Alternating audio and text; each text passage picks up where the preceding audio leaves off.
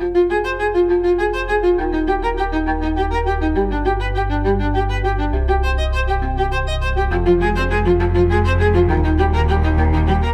G4, and you're listening to the Beginner's Guide to Model Railroading for Now, the exuberantly opinionated atlas of the basic techniques for the world's greatest hobby. This is BGT Episode 21, Scenery Part 2, Pedosphere Part 1, Dirt and Foliage. In this episode, I'll cover how to add dirt, grass, and bushes to transform your layout from a plywood, plaster, and Pacific into something that actually begins to look remotely alive.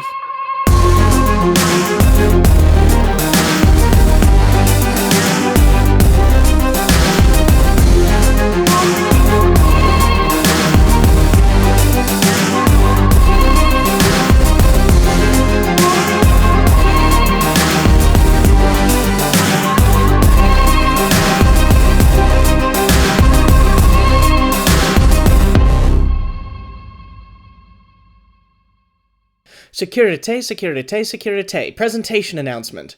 After the incredible reception my tripartite presentation series received last year at Pittsburgh and Dallas, and courtesy of the extremely kind testimony by Lionel Strang, I am returning to the Amherst Railway Society's Railroad Hobby Show in Springfield, Massachusetts to present the remaining 2 clinics at the venue, Part 1, Modeling Modern Transit, and Part 3, Proto-Freelancing in the Wrong Direction, both at 10:30 in the Young Clinic Room on Saturday, January 27th and Sunday, January 28th, respectively.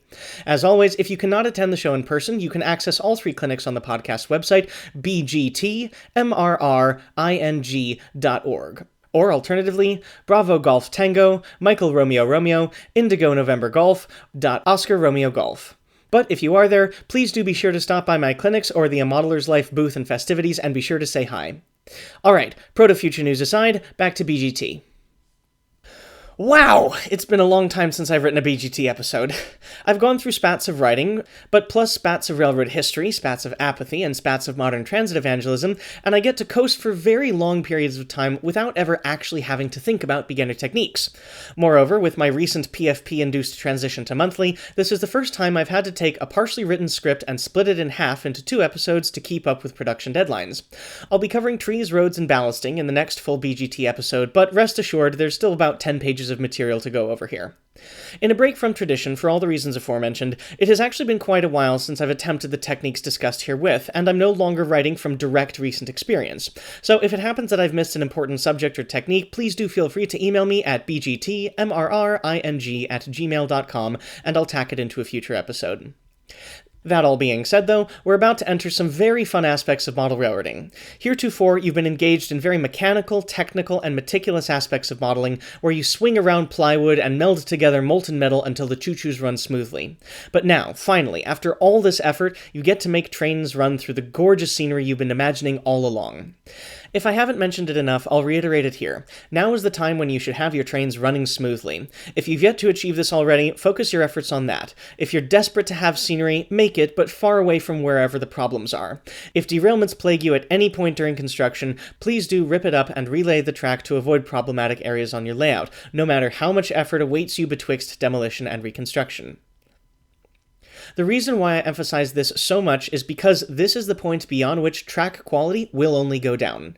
We're dealing with glues, stains, and small particulates which will weasel their way into whatever track arrangement you have. If you have areas of spotty electrical connection, it will only get spottier. If you have a turnout prone to derailment, it will only derail more. If you have anything in need of replacement, you will only need to tear up more of your hard work in order to redo it. I hope I've impugned upon you the importance of laying track right the first time, but this, well, it isn't the point of no return, but it's the point of more difficult return. While it may not be as aesthetic or fun, now's the time to make sure your house is in order before you do anything else. So, with that sufficiently ominous forbearance, where do we begin? At the end of the last episode, you had a winter wonderland of pale white plaster with a few outcroppings of colored rocks here and there.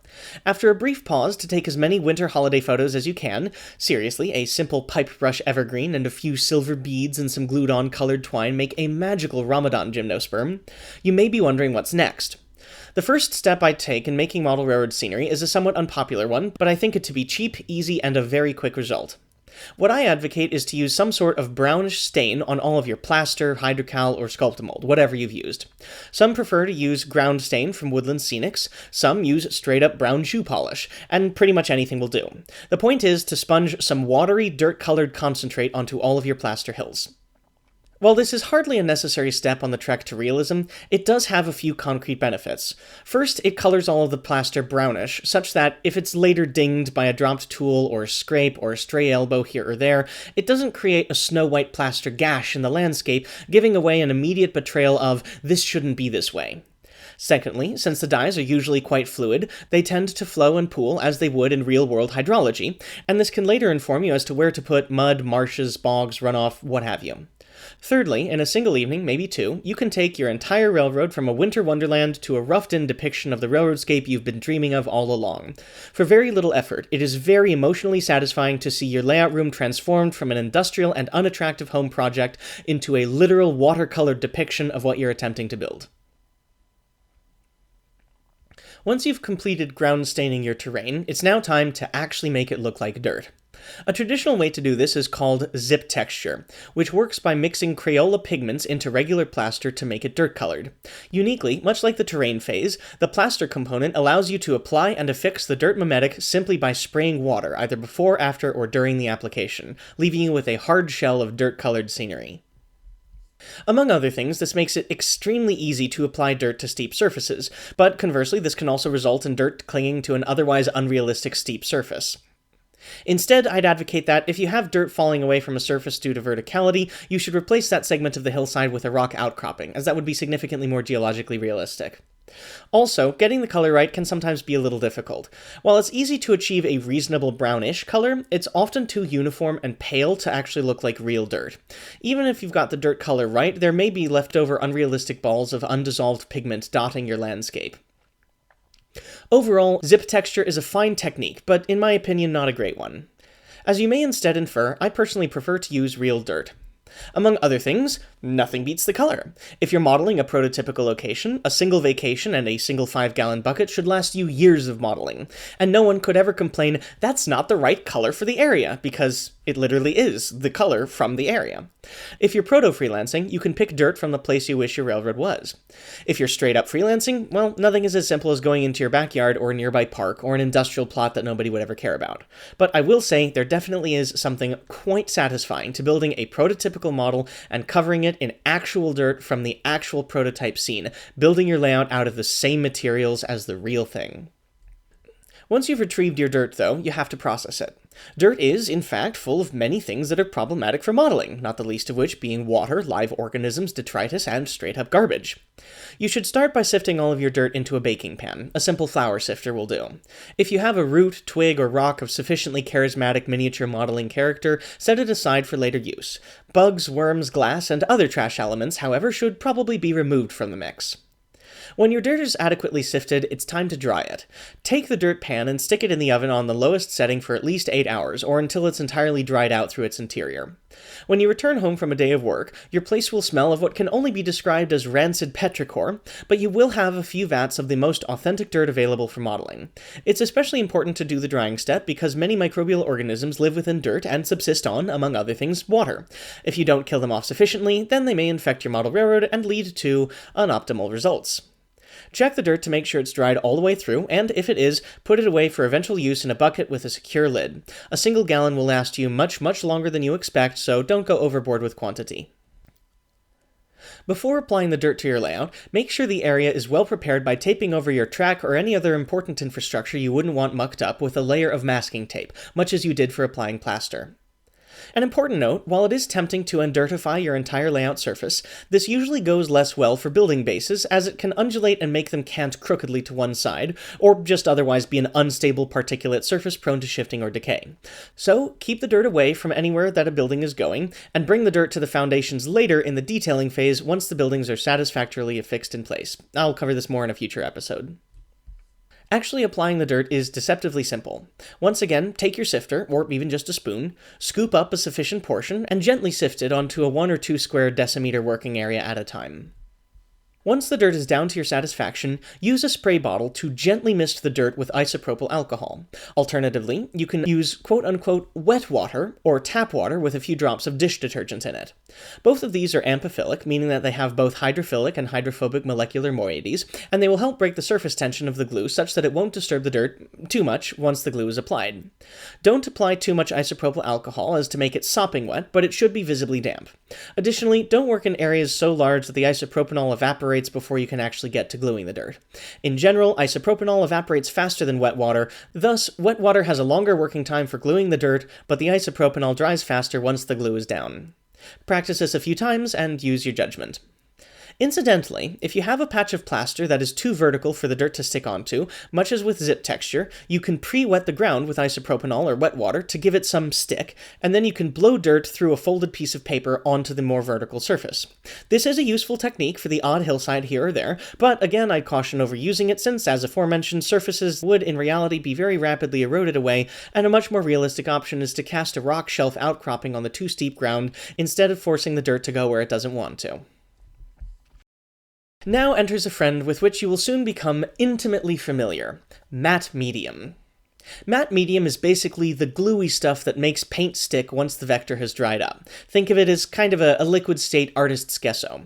Many modelers have their own recipes. Some are as complex as diluting actual matte medium from craft stores with additives, and some are as simple as a 50-50 mixture of water and regular school white glue.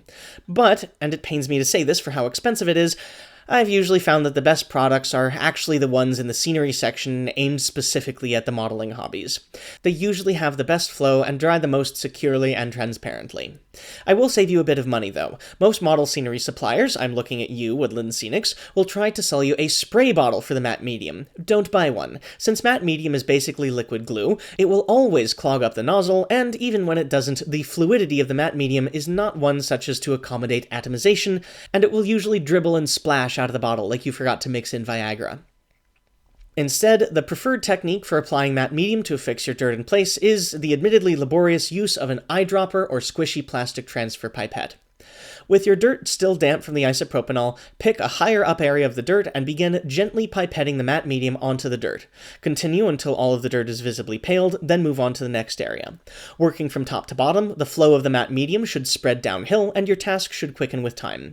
Once you're done gluing the dirt, let it dry overnight, and voila! Your layout is now dirty. A few more notes on the process.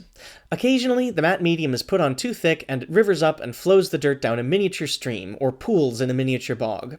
While your initial reaction might be to avoid this, that might not be necessary. In real hydrology, there are innumerable mini-washes dotting the landscape, and these terrain features are distressingly uncommon on model railroads. Instead, I advocate that you let the dirt and liquid do their thing and preserve these beautiful microgeological processes for added realism. Just make sure that the dirt doesn't flow so much as to reveal the bright bare plaster underneath.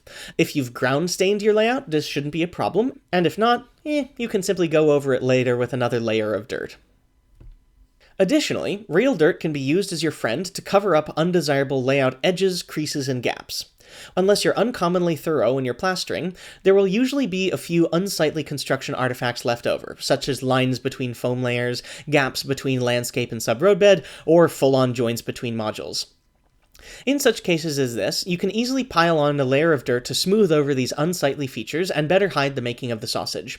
I especially like dirt for module joints, as if you uniformly sift over a joint, wet, glue, and dry the dirt, then separate the modules again, the dirt will usually break apart in a randomized sawtooth pattern, which, when the modules are rejoined, can actually do much to obscure the docking plane. This is obviously not a universal concern, so standardized club modules would not benefit from this, but this would be ideal for semi-transportable sectional shelf layouts, or smaller portions of a larger multi-module set, say in a Fremo standard layout. And if the dirt doesn't fit again properly, you can just smash it with the corner of your smartphone case and refill the gap. It's literally dirt cheap. Finally, you can also vary dirt texture to your advantage. Once you've oven sterilized your dirt, you can take a portion of it and sift it through a very fine mesh, such as through pantyhose. Store the subsequent fine dirt in an airtight container, as it is very dusty and will aerosolize very rapidly, but also set aside the sediment for coarser material. Both of them can be of use later. The fine dirt can be useful for representing clays or compacted dirt, such as in the ruts of a dirt road, to be discussed more next time. For the aforementioned rivulets, anywhere that the dirt washed out to reveal plaster below, you can cover the plaster with the fine dirt, making it look like a sublayer of clay. Anywhere there is a road or footpath, you can gently deliver by spoon a layer of fine dust on the compaction points. Anywhere there is a particularly vertical segment of dirt leading up to a rocky cliff, sift a little dust into the area to represent the clay too tough to have been weathered away yet. Conversely, the coarse dirt can represent gravelly-type terrain. This can usually be seen in a riverbed or at the base of a vertical or steep slope, as the small rocks, once weathered out of the dirt, roll to the bottom or flow downstream. Especially when mixed with rocky talus, this can be a particularly convincing depiction of scenery.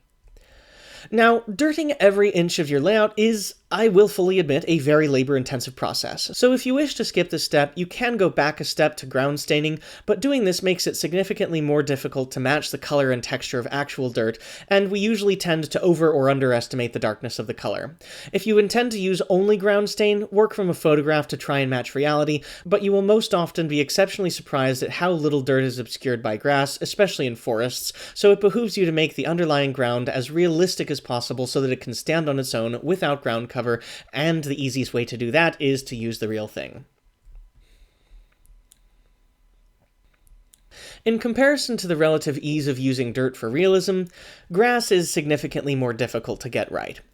The historic method for making grass was literally as simple as saving the sawdust from the benchwork phase, dyeing it green, and sifting it uniformly over the layout to make an unrealistic green eggshell of a hillside.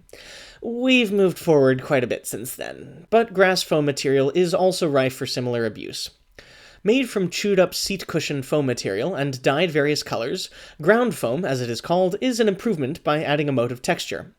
For the purposes of beginnerhood, since this is very easy and usually a sufficient method, applying ground foam is done much the same way as dirt. Sift the ground foam onto the landscape, gently spray it with a mist of isopropanol, and pipette down a layer of matte medium to affix it in place. However, for realistic results, this simplicity is deceptive.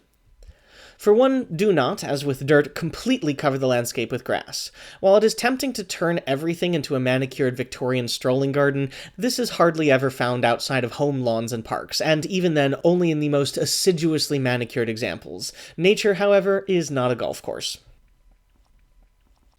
In reality, grass is most often heterogeneous in coverage, species, coloration, and texture. Basically, in all cases outside of a football pitch or an open tallgrass meadow, your ground foam should be applied thinly enough to at least see a hint of the dirt you so carefully made beneath it. Be cognizant that grass is often not found beneath trees or in shadows, in areas of shifting rocks or dirt like hillsides, rock slides, or mud, or on compacted dirt such as on trails or driveways. I've said it before and I'll say it again, your best tool in making scenery, especially grass, is to just go on a hike. Give planet Earth a walking audit. Observe what real nature looks like deep in the woods and apply your lessons to your layout. Where you do choose to proceed with ground foam, vary its coloration and texture. A simple way to do this is to take 3 to 5 different grades, colors, and manufacturers of ground foam and mix them together into a desired color, and use this as somewhat of a grass base coat of sorts, applying a thin layer wherever the grass would be. Then, once that's down and dried, go back over the grass with an additional layer, this time of individual grass colors to vary the microclimate. Lighter greens in area of direct sunlight, darker greens in shadows. Same technique, but different application. Lighter greens represent new growth and can be best dusted over the entire layout during springtime, and darker greens are established vegetation that is much more suited to late summer. There are also different colors of ground foam for other purposes. Reds, whites, bright greens, blues, and purples work well for fields of wildflowers. Also, red, yellows, and oranges suit fall foliage, but it's usually too complicated for beginners as it can usually garishly Crayola a layout if done poorly, whereas a failed green at the end of the day is mostly still just a green. Finally, vary your grass density based on the local hydrology. There will be less grass on hillsides due to eroding soil or dry conditions, and there will be much denser grass in low areas where the ground is perpetually wet. Actually, to that end, there are even fine ground foams in brown and black to represent moist dirt that has been recently unearthed, say by a shovel, or near a small rivulet or mud pit or the like. I would, though, caution over using these mud foams, as they can make jarring color changes that may be out of step with the color of the dried dirt layout base. Instead, a nifty trick to achieve wet dirt is to use clear nail polish lacquer to give a permanent wet sheen to the dirt you've already put down. And if it backfires and looks awful, go ahead and just add more dirt to cover it up. No love lost there. The one remaining note on ground foam is that, whilst it may appear okay for dirt to bead, flow, and form rivulets or mini rivers, it is definitely not okay for grass to do the same. If the grass starts to float and flow while you're isopropanoling or matte mediuming the grass, quickly go back and cover it with another thin layer of grass while the glue is still wet to hide this, in this case, unrealistic vegetation flow. Instead of simple ground foam, a grass-making technique which has excelled in popularity over the past 2 decades is using static grass. In the briefest principle, static grasses use battery-connected applicators, static electricity, and thin air to complete a circuit from the ground to the applicator through statically charged straight fibers, thereby pseudo-magnetically erecting them on end. A caveat, this is one of a very few things which I've never actually done firsthand myself in this hobby, largely because I've been so mercurial in layout scope, and even more admittedly sloppy in track laying, as to continually abandon projects right after the track is down. But I know the general principle well enough, and this is such a powerful and burgeoning aspect of the hobby that I think it's nonetheless worth paying attention to, even for beginners. Though I haven't said it enough, but especially in this case, defer to factory manuals, YouTube tutorials, trial and error, and your own accumulated experience. But all that being the case, as far as being a beginner and getting your footing on the subject, static grassing goes thusly. Firstly, you need a static grass applicator. Unfortunately, besides building one yourself, which as far as I'm concerned is well beyond the gumption of most beginners, save those professionally employed as electrical engineers, the options are really only expensive professional machines in the greater than $200-ish range. There are a few cheapskate companies which purportedly sell static active plastic bottles, but frankly, you get what you pay for, and these don't cost much. Avoid them. The static grass applicator has fundamentally 4 parts: a barrel for storing grass fibers, a battery for storing electrons, a mesh metal connecting the barrel to the outside world through which the grass fibers fall whilst being imparted a charge, and a grounding device, usually either a pin or a sufficiently heavy metal stand connected to the applicator by a wire and ferrying electrical current back to the battery. Or taking it from the battery to the ground to be ferried back via thin air in the mesh. I don't know, I'm a self-taught electrical engineer, and by engineer I mean of choo-choos. I didn't get a degree in this, forgive me for any inaccuracies. To apply static grass, load the applicator barrel with your color and length of choice of grass fiber. Color mixing is less important here. Thoroughly wet a square decimeter or few-ish working area with matte medium via pipette. Place the grounding pin or tower on the wetted working area. Turn on the applicator and start gently shaking the device 10 to 30 centimeters above the ground. You should start to notice the fibers standing upright and bending towards wherever you're holding the applicator. If the fibers are falling flat and not standing upright, troubleshoot your electrical connection and start again. But at the end of it all, you should have a field of near-ish vertically standing grass fibers. The realism of this method is particularly unparalleled, and the results look fantastic. I would normally discuss simpler, cheaper, more beginnery alternatives like the historic method of brush painting fake firs cut to the size of a field, but when it comes to static grass, there really is no contest. If you're a straight-up beginner building your first layout alofted from a Christmas tree, do what you can with the ground foam. But if you're a trained fanatic who's guaranteed to be in the hobby for at least a little while, buy a static grass applicator as soon as you can. You won't regret it. I hear that the applicators from Knock, Scenic Express, and Woodland Scenics are best. A few further notes on static grass. Unlike ground foam, static grass is usually much more transparent, so you want to be much more thorough and comprehensive in your dirt application on the area underneath.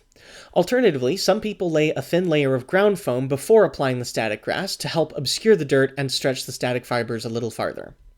You can also combine ground foam and static grass in the other direction. Once the static grass is down and dried, you can go over it with a light dusting of ground foam, possibly even out of the applicator, and add texture or different colors to the tops of the grasses for, say, seed pods, flowers, sunlight glint, or apical meristems.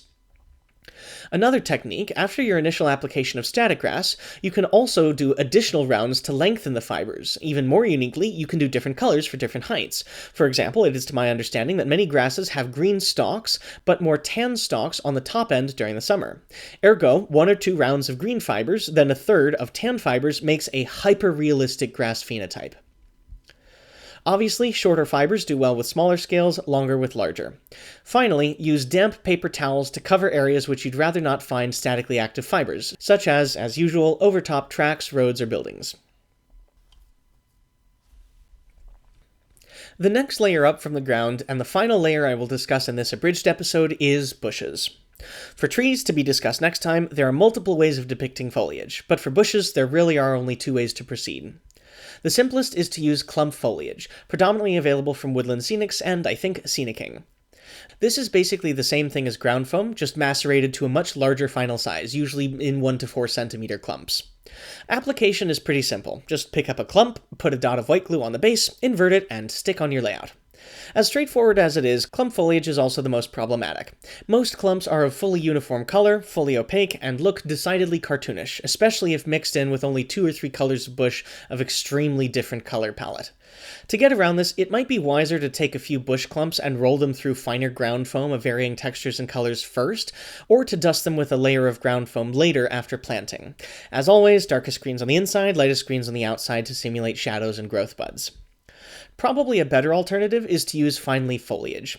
While it's been a while for me, and other manufacturers may have come out with alternatives, Nock and Woodland Scenics each have a version of more realistic bush material. Despite my lumping them together, they do look somewhat different from each other. Nock's product has scale-ish sized individual leaves, whereas Woodland Scenics is more a very fine ground foam somehow applied to twiggy structures. Application of detailed bushes is similar. Tear off a good-looking clump, glue it in place, and then maybe go over it with more colors or textures of ground foam later. The one caveat is that these products are significantly more expensive, so it's probably better to bush your layout much more thinly at first, then slowly go back and add foliage as time and money become available, rather than buying all of the bushes that you need for your entire layout at once. For both simple and complicated bush methods, it is rare that you see uniform sheets of foliage beneath an opaque forest canopy. I recommend placing all bushes either clumped together in a field or at the edge of a forest, or wherever at least partially shielded from the elements, such as at the base of a tree, log, building, rock, or ledge. Of all scenery techniques, bushes are probably the easiest to overdo and best used sparingly and judiciously.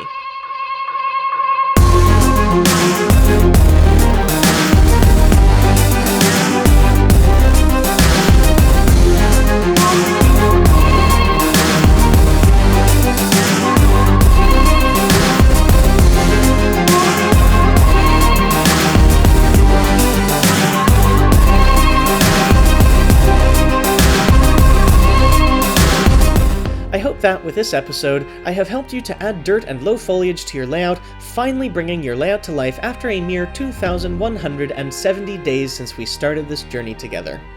If you want to join my currently dead Facebook community, you can, but fuck the Zuck. Instead, if you have a question or comment, would like to make a donation, or would like to learn more, please use the show's website at www.bgtmrring.org. If you like the show, please give me a good review on iTunes and subscribe to the podcast feed. If you really like the show, please consider becoming a patron, as it helps me to defer the costs of equipment and website hosting. If you did not like the show, do not say anything and contemplate the thought crime that you have committed. This podcast was written, recorded, and produced on the ancestral lands of the Susquehannock tribe, Maori people, and the bartenders Yeoman and Igusti. I would like to thank them for their stewardship of central Pennsylvania, New Zealand, and the Eden Bar on the Celebrity Edge. And now, as your reward for listening through my closing spiel, your modeler's vocabulary word for this episode is plant, an interlocking system at a junction, usually controlled by a tower and tower operator. This has been BGT Episode 21, Scenery Part 2, Pedosphere Part 1, Dirt and Foliage. Thank you very much for listening, and happy modeling.